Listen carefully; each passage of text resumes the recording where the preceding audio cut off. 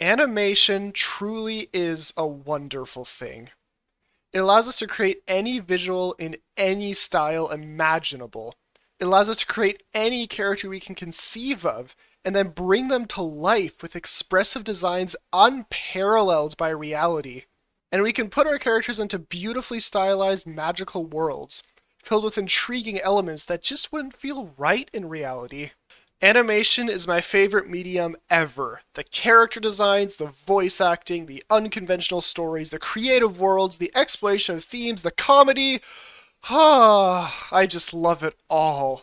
And it's fascinating how animation is not constrained by reality, because it doesn't have to feel real, it just has to be engaging. This video will be my love letter to animation, as I go over my 10 favorite animated movies. I picked these movies out of both personal preference and critical analysis. There's a few I wanted to include but just couldn't squeeze in, and there's some other great films that have been so extensively analyzed over the years, I don't feel worthy of adding to the discussion, especially considering I don't have as deep an attachment to them as some others. So, with all that said, let's get this thing started! For number 10, I'll be talking about one of my childhood favorites. A movie with adventure, comedy, suspense, car chases, burning buildings, and dogs. That's right, 101 Dalmatians. There really isn't anything not to like about this movie. A story where lots of puppies are kidnapped by the funny goons of a diabolical fashion designer, and the adventures of the mom and dad as they track down and rescue their missing children, meeting up with many other endearing animals along the way. Man, the animals are just great in this movie. From the scrawny cat to the gruff colonel to the motherly cows, and of course, the Dalmatians. I just love all the puppies. The way they rush like a flood through the houses, trampling anything in their path. And the villains are great, with Cruella being someone you just love to hate, and the goons being hilariously incompetent. And there's some good action in this movie, like the scene where Pongo and Perdita fight Jasper and Horace, or the exciting car chase at the end where the villains are finally defeated, and you can't help but smile because they're the sort of characters you just love to see fail. So, if you want to spend 80 minutes with the kids, you really can't go wrong with 101 Dalmatians. As a boy in a family of mostly boys, I haven't seen that many princess movies, and some of the ones I have seen I really didn't go for. But gosh darn it, Moana is a great movie and a great princess. I'm not a princess. I'm the daughter of the chief. Same difference. No. If you wear a dress and you have an animal sidekick, you're a princess. I love this story. A tribe of voyagers were forced to settle permanently on an island as the ocean became more corrupt. And this ambitious girl goes on an epic voyage to find a demigod and restore the ocean. Moana and Maui are great characters. Both are very entertaining in their own ways. Maui starts off as arrogant and selfish, but throughout the movie you grow to like his ridiculous self. He teaches Moana to sail and does some epic battle with Te Kā. Moana really couldn't have done it without Maui. They're a team that build off each other's strengths, and I always like that. I've seen a bunch of Dwayne Barack Johnson movies because, who hasn't? And unironically, Maui is the best performance of his I've seen. Or rather heard. He's so crazy and powerful and ridiculous, and one heck of a singer too. If you've seen any other movies where Dwayne Johnson is super expressive and funny like this, please let me know down in the comments. And Moana is different, adventurous, sassy, and most importantly, she has a good heart. I love this quality in princesses, how they just really want to do the right thing, no matter what it takes. It makes them very likable and good role models. The animation in this movie is very good considering it came out in 2016. I'd say this movie perfected the Disney animation style. It's a shame every new movie of theirs is in this style now. It's gotten very boring and old. I've written about how this needs to change, but that's a topic for another time. Because Moana came out 7 years ago and not today, it looks great. Especially the water and the hair. Like, dang, the simulations. Ugh. And the songs. Yes, the songs. To be honest with you, I've not always been a fan of musical numbers. unless they are particularly good. And let me tell you, every song in Moana is particularly good. I don't know much about music, so I can't exactly analyze them, but they sound really darn good. Especially You're Welcome and How Far I'll Go. Like, dang, I said back in 2016 that How Far I'll Go is the best song that Disney has ever made. And I still think it is. By a landslide. A great way to retell old folklore is through animation.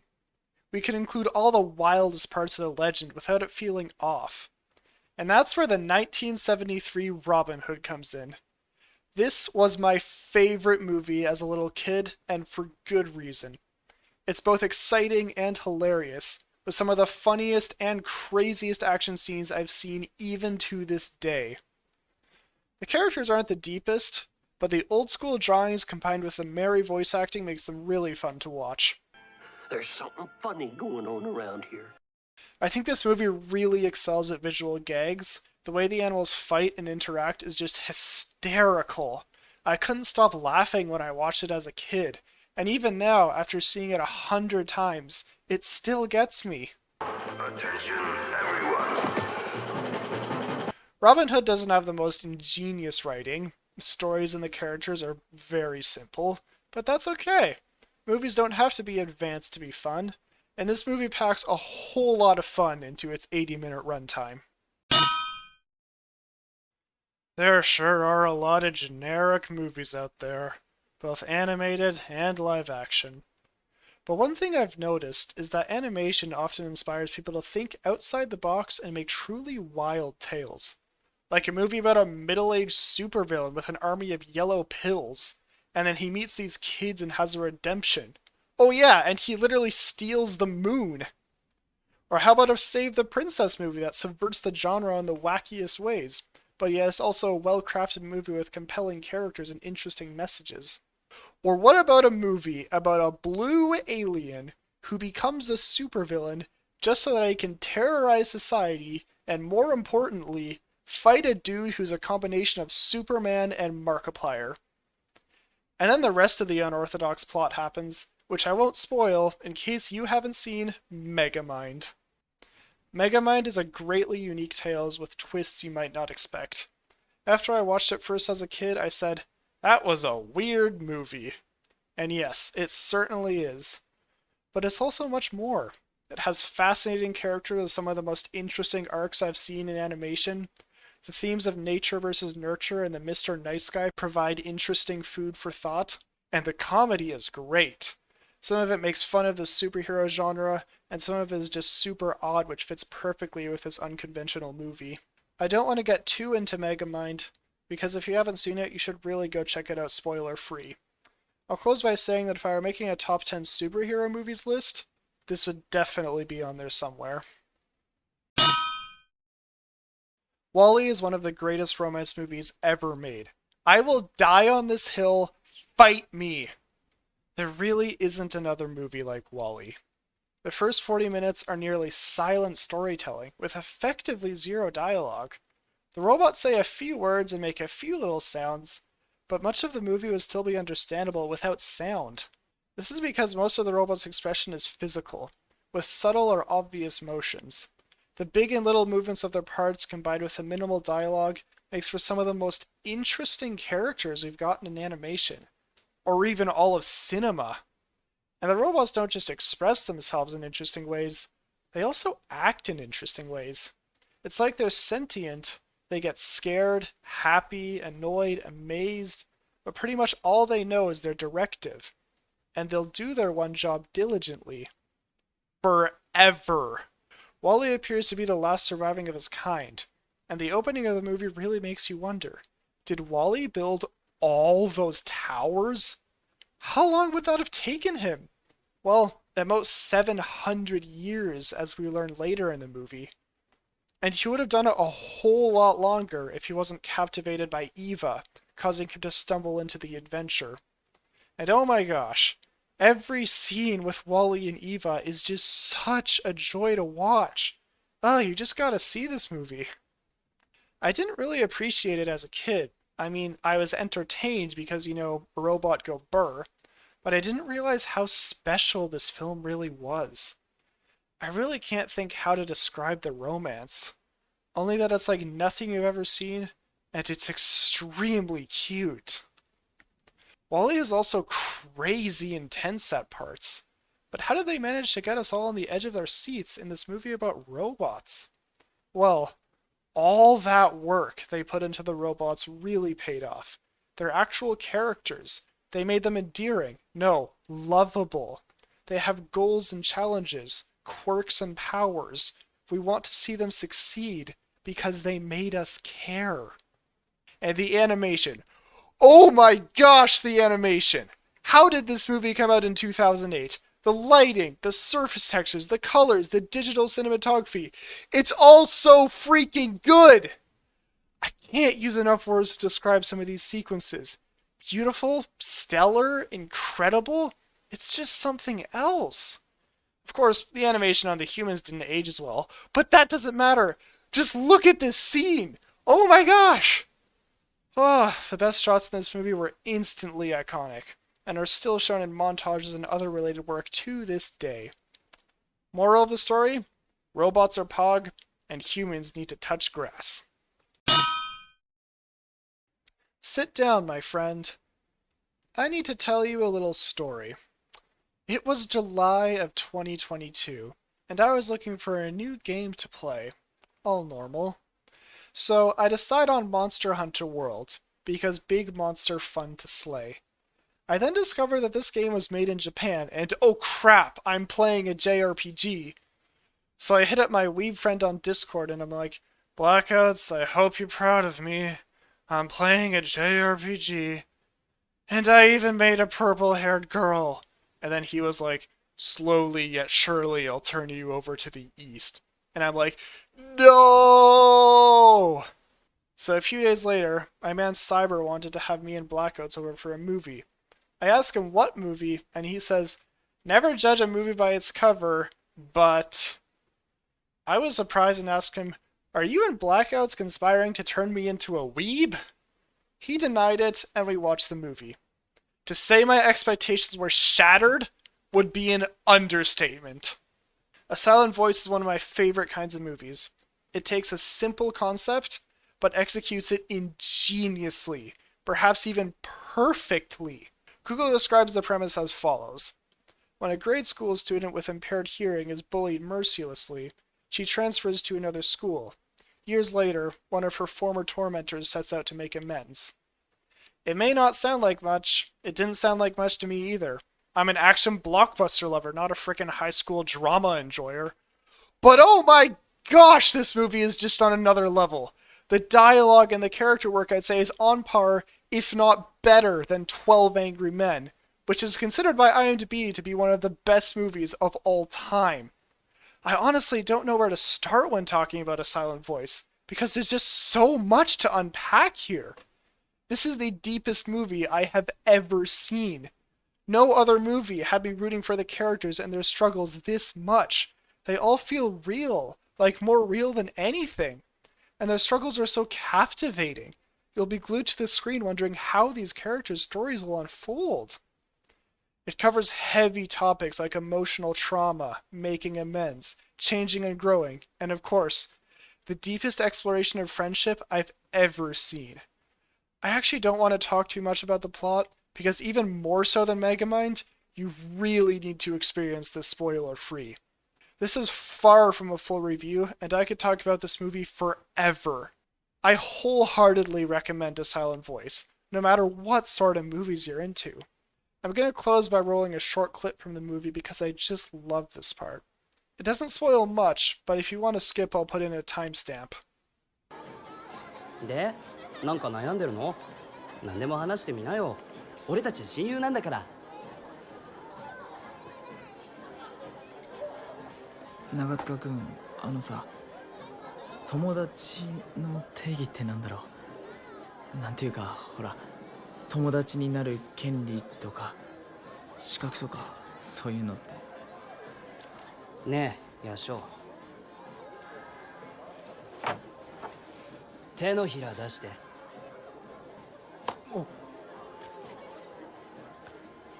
これが友達だよ。ほらさ、石田君。友情ってのは言葉や理屈、それらを超えたところにあると思うんだ。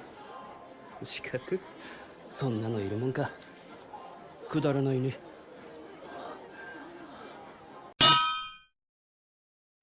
One of the coolest things to see is a concept that would be bizarre or just straight up bad if done in live action, but then made into an animated movie. How to Train Your Dragon is one of these films. Of course, dragons have been done in live action before, and there have even been other live action movies about friendly dragons. But How to Train Your Dragon is a whole different beast. Literally. Toothless simply wouldn't work in live action. His body language, the way he sometimes acts like a dog, it just wouldn't work in a more grounded story. And his massive and expressive eyes would just look unsettling. And of course, the flight scenes. They simply could not make them feel as real in live action. Which sounds like an oxymoron, but let me explain. The speed, the wind, the G-forces, the mishaps and subtle movements, I don't believe it's possible to make it look this good by just throwing around Tom Holland on a green screen. Reality really is a restraint when making certain types of scenes, but that's a topic for another time. Now that I've established this movie's need for animation, does it make good use of the medium? Well, considering it's number 4 on this whole list, you know the answer is a big yes.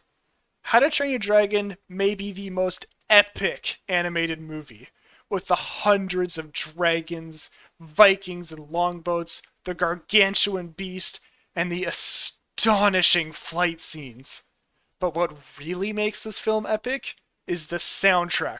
Oh my gosh, this soundtrack is a certified banger! The exciting Burke theme, the beautiful romantic theme, and there are just no words to describe how epic Test Drive is.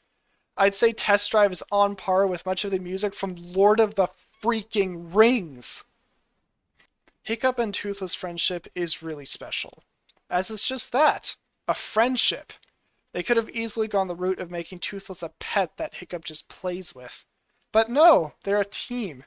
Toothless needs Hiccup to fly, and Hiccup discovers his true self through Toothless. Speaking of relationships, I love the dynamic between Hiccup and Astrid.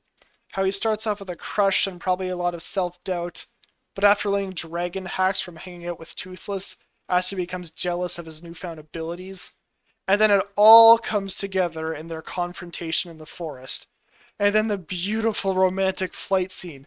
Like, this has got to be my favorite romantic part from any movie. Hiccup's relationship with his father is also very well done, with their awkward and often confrontational scenes, and when he finally makes him proud, but then it all crumbles apart with the discovery of Toothless. It's heartbreaking. The subtle expression on Stoic's face after he yells at Hiccup is filled with so much agony. I'm glad they put this little moment in there, as that simple little expression makes Stoic an amazing character. Man, writing this I'm realizing How to Train Your Dragon is some of the best character dynamics in an animated movie. And who would have thought? It sounds like it's just a goofy dragon movie, but it's far more than that. The Incredibles is one of the greatest superhero movies of all time. I will die on this hill, fight me. I talk about movies with a bunch of people who all have drastically varying tastes from mine. But if there's one movie everyone seems to agree is good, or even incredible, it's The Incredibles. This movie succeeded in being for everyone, a concept usually viewed as a warning by critics, and yet the critics and audience alike love The Incredibles. I have an idea of why this is. It combines two timeless concepts, superheroes and family. There's something in the human psyche that can't help but admire the classic superhero. The powerful warrior with a truly good heart who fights for the people. It really is a timeless archetype. Many of the old superheroes were perfect idols, but most people want characters who feel human rather than God, something The Incredibles does incredibly. The family dynamics is one thing that really sets it apart from other hero movies. Most others will have a love interest for the protagonist, But The Incredibles' main storyline kicks off when our hero is already married with kids. And this family element is what draws in a lot of people who don't normally care for superheroes. And let me tell you, the family stuff is so well done, I still have a hard time believing it. There's the big things like Bob and Lucius doing undercover hero work, not just without the government's knowledge, but without their spouse's knowledge either. And we all know that resulted in the argument scene, and oh my gosh, this scene is so well written and believable, it makes me feel awkward. Like, am I actually supposed to be seeing this? Am I actually watching a fun family movie or eavesdropping on marital struggles? Then the little things really tie it all together. Bob struggling with his job, Bob accidentally breaking things, Helen and Bob discussing Dash's graduation, Dash's track and field, the drama around using powers, Violet and Dash fighting. But it's not just the bad stuff that makes them a family. They really do love each other, and we get some great wholesome and heartfelt moments throughout the movie. The kids love The Incredibles because it's an exciting, intense, and funny superhero film. Adults like that too, but what much of the grown-up audience appreciates are the deeper themes and dark undertones. Seriously, The Incredibles is dark. If you haven't seen it since you were a kid, watch it again. There's a suicide attempt, a montage of brutal deaths played for laughs, a villain with a goofy exterior but seriously messed up psyche, a wife suspecting her husband of cheating, torture, commentary on corporations screwing over helpless people. The list goes on. Yeah, let's talk about that goofy villain for a second.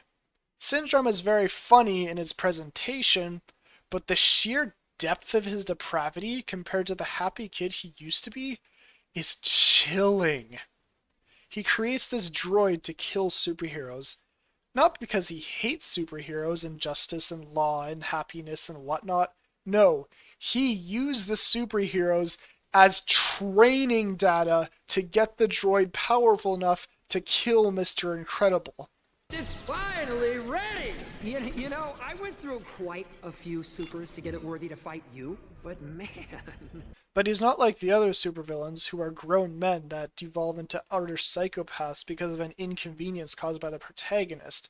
No, his idol, Mr. Incredible, shatters his dreams when he's hitting puberty.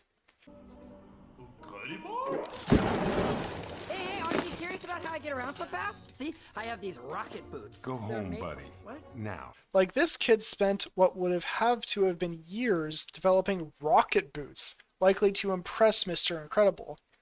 But Bob justifiably pushed away the crazy kid.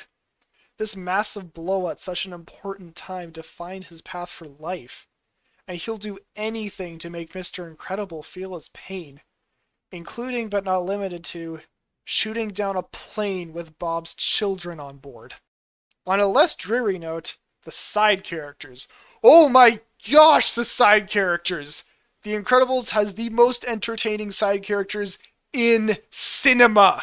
Seriously, if you can think of a movie with better side characters, please comment. The t-shirt guy who shows up for a few minutes but delivers an absolutely iconic line.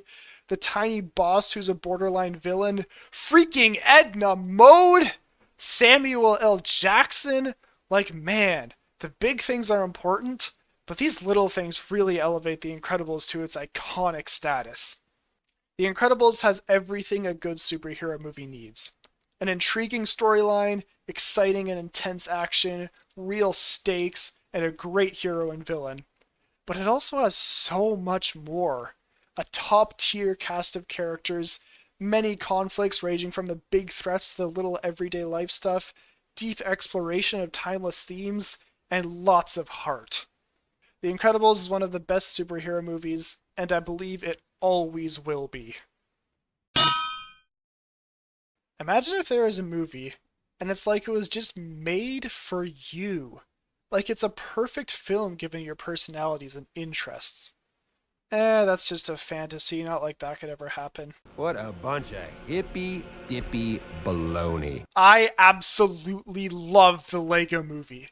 It's creative, hilarious, utterly bonkers, and it has spaceships! It was instantly my favorite movie when I saw it in theaters at 9 years old, and it's still one of my tops. I mean, it's the Lego movie. It's literally made entirely of Lego. It's not like the old Lego movies where only the characters and occasional vehicle were made of Lego. No, everything, including the freaking special effects, are made of Lego in the Lego movie. Yes, I know the Lego is actually CGI and not real-life Lego bricks, but they look completely real. The shape and size of every Lego brick is perfect. The characters move the way real minifigs move, and all the pieces are covered in scratches, fingerprints, dust, printing imperfections, and whatnot, perfecting the look of actual real Lego bricks. One thing animation is great at is diversity of character designs. The Lego movie is somewhat constrained in this regard, as most of the characters need to be shaped like a minifig. But they embraced this limitation and did the best they could. Every character's color, printing, and most importantly, personality are distinct. I love this movie's team. It is the craziest movie team out there. Like, you have Chris Pratt, Batman, an emo girl, a mentally unstable astronaut, a mecha pirate, a talking pink unicorn cat, and Morpheus. And somehow it all works together in this hysterically insane film. And all their voice acting. Oh, all their voice acting is great. So, hey guys, I think we're about to crash into the sun. Yeah, but it's gonna look really cool. And always be sure to keep the soap out of your ass! Each voice is so expressive and funny in their own way. Chris Pratt, I didn't know actors when I was 9, but Chris Pratt instantly became one of my favorites, and he's still a favorite of mine to this day. Great. I think I got it, but just in case, tell me the whole thing again, I wasn't listening. Speaking of Morpheus, when you watch the Lego movie as a kid, and then watch The Matrix for the first time years later, it's hilarious when you realize all the similarities. And oh my gosh, the Lego movie's action scenes are outstanding! Even after the 200th rewatch, they're just as amazing. The scene where Benny finally builds his spaceship, and the part where Emmett finally unlocks his creativity, make you want to scream and cry and cheer, even on the 200th rewatch. And the Lego movie is also profoundly relatable for me. Never have I ever felt so represented by a film. Ever. Hey, I'm Ben, but you can call me Benny, and I can build a spaceship. Watch this. Spaceship. Build a spaceship. Spaceship!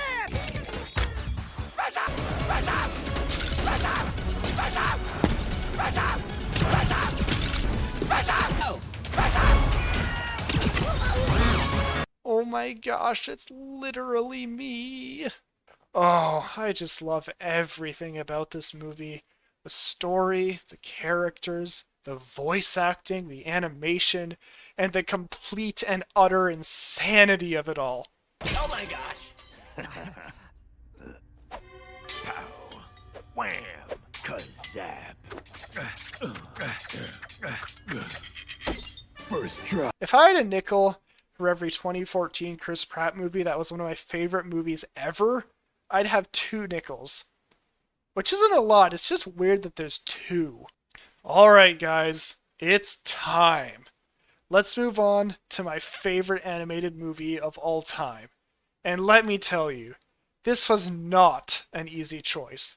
First, second, and third are all extremely close. So without further ado, number 1. My favorite animated movie to this day. My favorite fearless hero. I don't get how Puss in Boots: The Last Wish turned out to be so magnificent. It's literally a sequel to a spin-off for a character who was already a parody. And yet, I adore this film. It's charming, vibrant, hilarious, compelling, and incredibly entertaining. It was hard not to write a full movie review, because if I talked just about the things that I loved, I'd talk about the whole movie. I'll keep this briefer for the sake of the video, but I'm working on a full review. Puss is an amazing protagonist. He's wildly entertaining, but also flawed. It's established that he's fearless.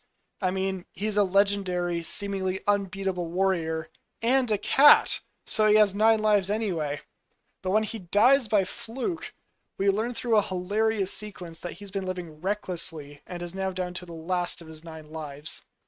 His character arc covers things like pride, loneliness, and most notably, fear. Don't worry, I'll talk more on that later. The main adventure kicks off, and let me tell you, through its lovable and funny characters, intriguing storyline, compelling exploration of themes, and downright hilarity, it is the most entertaining movie ever. Every character is amazing in their own ways, with each one having endearing animation, great dialogue, and stellar voice acting. Through the various arcs, the movie explores timeless themes of pride, trust, friendship, family, and also fear, which again, I'll get to. I could talk for ages on pretty much every character, but this isn't the full review. I already talked so much about Puss, so I'll take a minute to talk about some other characters. Perito. Oh, I just love this guy. He's just like a little doggy, with endless optimism, a heart of the purest gold, tons of energy, and a desire to support those around him. But he's not like a goofball the whole time. They give him one huge moment, which almost made me cry. And I don't cry. And the villains! Oh my gosh, the villains!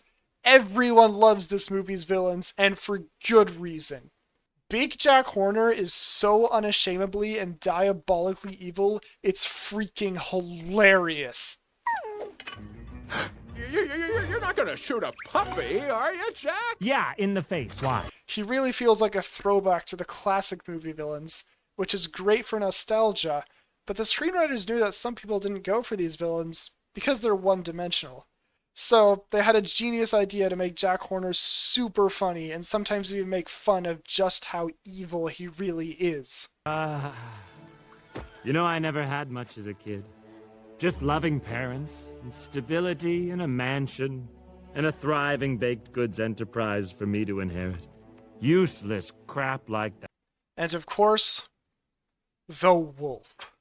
The wolf is the personification of death itself.